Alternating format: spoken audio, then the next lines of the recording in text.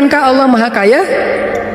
Bukankah Allah alam yajidka yatiman fa'awa wa wajadaka dhallan fahada wa wajadaka ailan fa'aghna. Tinggal kita yakin aja dan berbaik sangka kepada Allah. Makin yakin dan makin berbaik sangka, makin Allah nunjukin hal-hal yang ajaib dalam hidup kita. Saya sering cerita, pasti teman-teman mungkin sebagian pernah dengar di YouTube, gimana saya ngebuktiin kebesaran Allah dengan sedikit mengambil resiko gambling, yaitu berangkat ke luar negeri gak punya modal sama sekali, gak bawa duit 1 rupiah pun gak bawa, berangkat ke luar negeri. Terus apa keyakinan saya? Baik sangka kepada Allahnya. Saya cuma berbaik sangka waktu itu Allah di Indonesia sama Allah di Mesir itu sama. Beda gak Allah di Indonesia dengan di Mesir? Sama kan ya? Terus yang ngasih makan kita di Indonesia Allah, berarti yang ngasih makan kita di Mesir Allah juga. Ya udah, berarti nggak ada masalah. Orang yang ngasih makannya sama, kecuali yang ngasih makannya beda. Di Indonesia yang ngasih makan ayah, berarti di Mesir harus cari ayah mertua. Ayah bukan pemberi makan, tetapi ayah yang dengan lewat dialah Allah memberi kita makan. Tapi punya cara yang lain, Allah lah pemberi makan. Akhirnya saya berangkat. Allah di Indonesia dengan Allah di Mesir sama. Apakah Allah akan mengecewakan hambanya yang berbaik sangka? Enggak. Ternyata terbukti banget teman-teman. Saya malah merasa sangat diperlakukan dengan istimewa oleh Allah sepanjang perjalanan sampai pulang lagi ke Indonesia.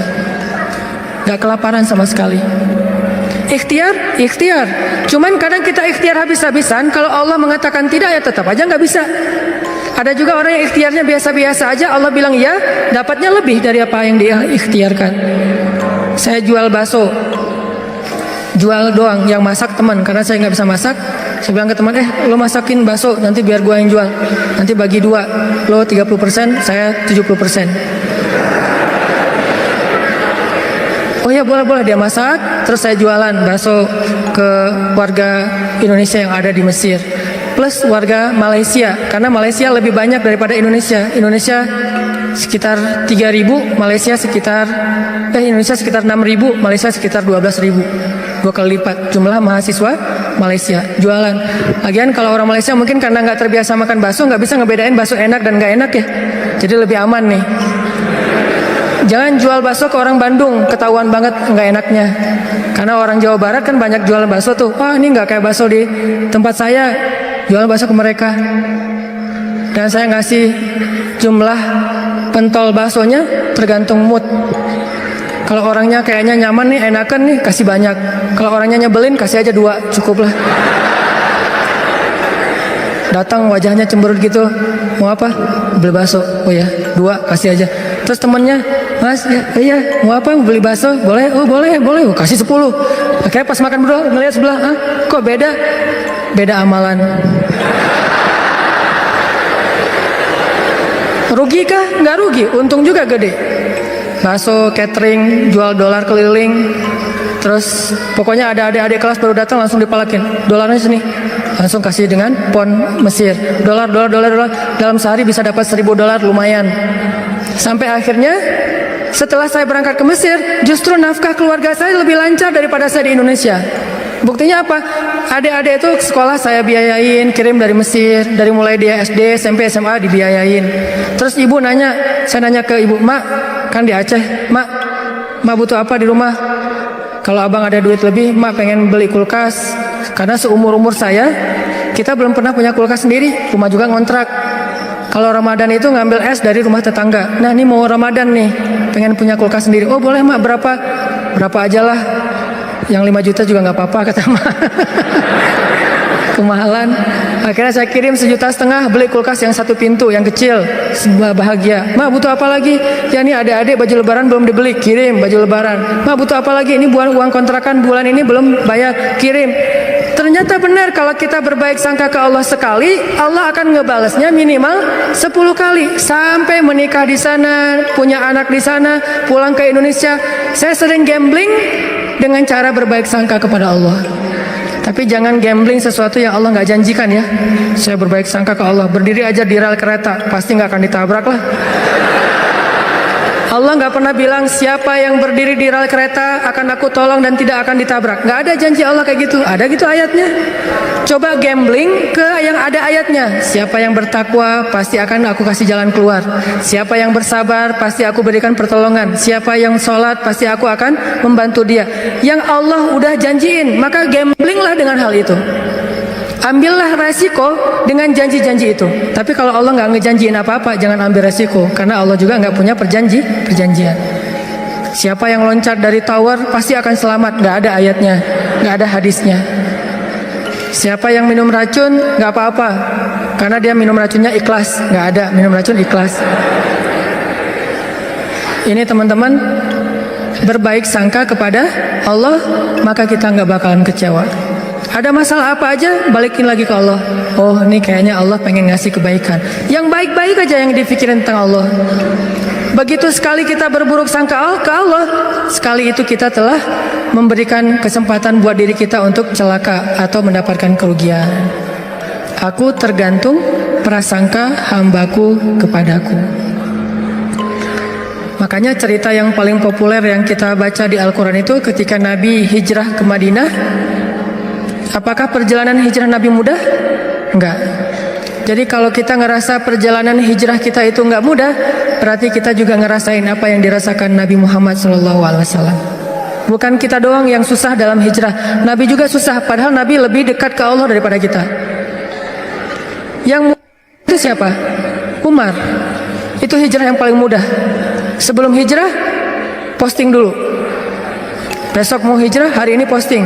Captionnya apa? Wahai orang-orang Quraisy, ketahuilah bahwa saya besok bakalan hijrah. Siapa yang pengen istrinya jadi janda, anaknya jadi yatim, tunggu saya di balik bukit itu. Langsung share location, bukit yang mana. Umar tuh yang posting dulu. Gak ada yang berani nge-like, coba. Sepi aja tuh postingan Umar yang paling sepi itu. Gak ada yang berani nge-like, gak ada yang berani komen. Diem aja, anteng. Besoknya Umar hijrah. Ada nggak yang berani nungguin Umar di luar kota? Nggak ada. Yang berani mencegat Umar? Nggak ada. Karena mencegat Umar sama aja dengan bunuh diri. Ada dua orang yang nggak berani dicegat di Quraisy tuh, Umar sama Hamzah. Sedangkan Rasul dan Abu Bakar orang yang dianggap lemah. Walaupun sebetulnya Nabi kuat, cuman nggak pernah bertarung, nggak pernah mukul orang sehingga nggak ditakuti. Kalau adu kekuatan pasti Nabi itu paling kuat, cuma kan nggak pernah mukulin orang, sehingga dianggap ini mah orang nggak menakutkan. Kalau Umar kan sering mukul orang, bukan sering, hobi itu. Sebelum hijrah, hobi mukul orang. Sama kayak Nabi Musa, hobi Noel orang, Noel aja mati. Lu apaan sih? Mati. Kan orang Kipti kan ditoel sama Nabi Musa, belum diapa-apain, baru ditakol dikit lah, udah mati. Ini Umar. Paling gampang hijrah itu Umar, sedangkan Nabi sendiri yang lebih soleh daripada Umar, susah hijrahnya. Harus sembunyi-sembunyi, harus diam-diam, harus ngambil arah yang berlawanan dari kota Madinah. Kota Madinah ke sebelah sini, Nabi malah perginya ke sebelah sini. Bukan mendekat, malah menjauh dari Madinah. Terus masuk ke dalam sebuah lubang, bukan goa, lubang. Lubang kecil namanya di atas Jabal Sur, sehingga disebut dengan Gua Sur. Sembunyi berdua sama Abu Bakar di situ nyumput. Ketahuan juga tuh takdir Allah. Kenapa Allah nggak buat orang-orang menjauh biar Abu Bakar dengan Rasulullah itu enak di dalam tempat itu, nggak ada yang ganggu. Sengaja Allah bikin skenarionya kayak gitu. Untuk apa? Untuk tunjukkan bahwa Allah Maha Kuasa. Buat orang yang beriman itu nggak ngaruh. Mau kayak gimana juga sulitnya nggak ngaruh. Yang penting Allah ridho. Itu aja yang penting. Yang penting Allah bersama kita. Cuma itu yang penting.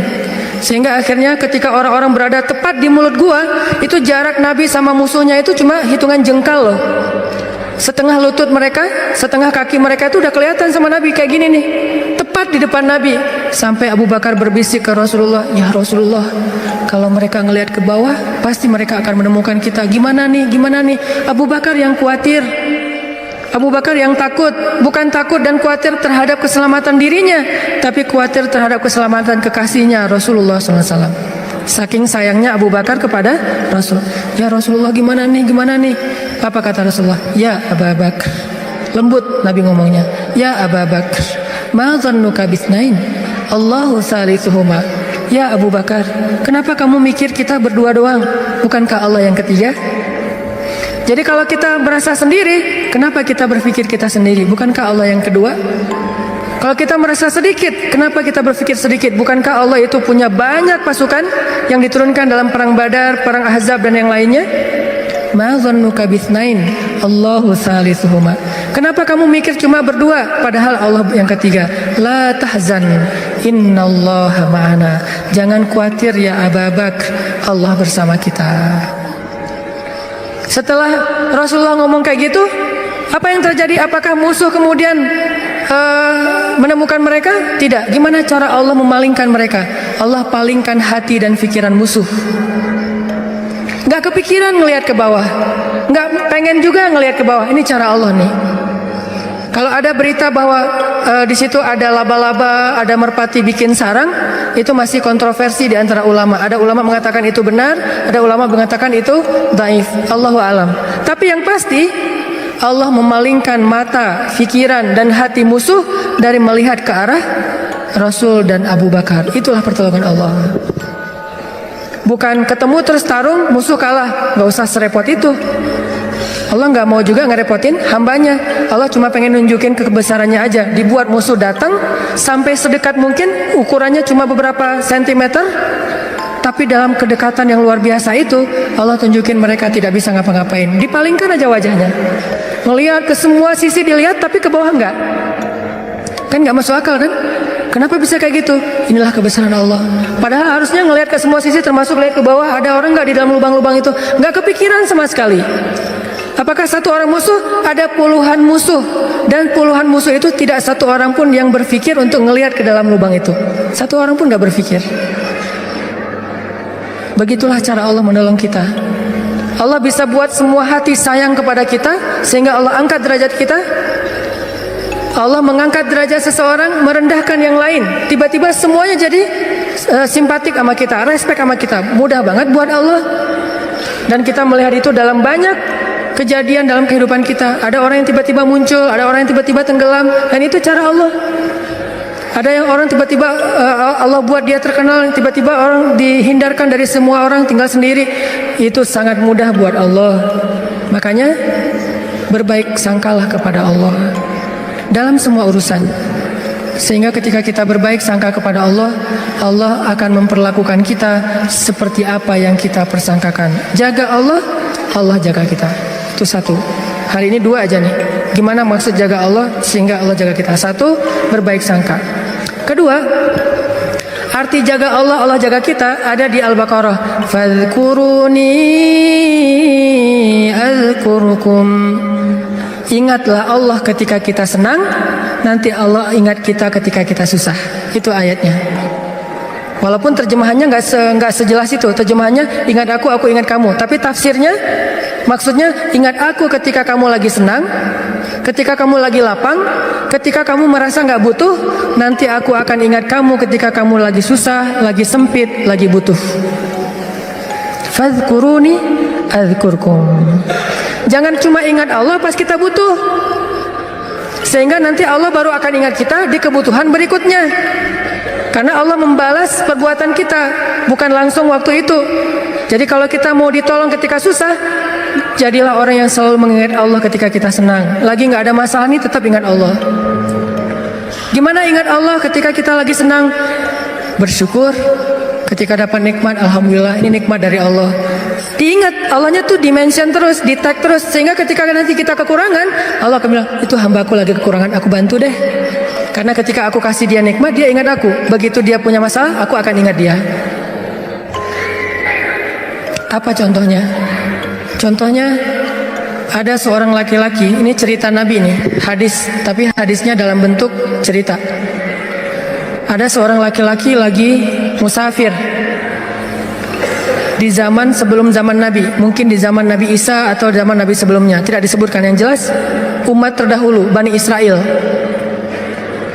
Ada seorang laki-laki lagi jalan, di tengah jalan dia ngelihat ada segumpal awan yang bentuknya aneh.